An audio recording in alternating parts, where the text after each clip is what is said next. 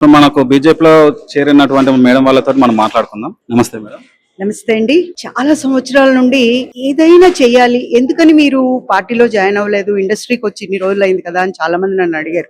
అడిగినప్పుడు ఏముంది లేబ్బా, ఏదో వీళ్ళు ఒకళ్ళనొకళ్ళు మాట్లాడుకుంటారు, లేదంటే తిట్టుకుంటారు, మనకెందుకు వచ్చిన గోళ అని. కొన్ని రోజుల నుంచి జరుగుతున్న, ప్రపంచంలో కాదు విశ్వంలో జరుగుతున్న సంఘటనలు కానీ, అవి వస్తూ వస్తూ మన దేశంలో జరుగుతున్న సంఘటనలు కానీ చూసిన తర్వాత విశ్వ భారత్ అని ఎప్పుడు అనిపించుకుంటుంది అన్న ఆలోచన ఒకటి వచ్చినప్పుడు, ఒక నాయకుడు అలాంటి వాడు పుట్టాలి, ఎవరో ఒకరు రావాలి.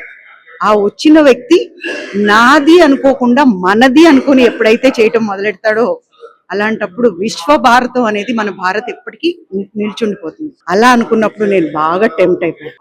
అరే, చాలా రోజుల నుంచి ఇందుకేనేమో దేవుడు నన్ను ఎక్కడ టెంప్ట్ కాకుండా ఏ పార్టీకి ఓటేయకుండా కూర్చోబెట్టాడు. నేను ఇంకోటి కూడా చెప్తాను, 2 సార్లు నేను ఓటే వేయలేదు, ఎందుకంటే నాకు అనిపించలేదు, నాకు ఆ సెన్స్ రాలేదు వేయాలి.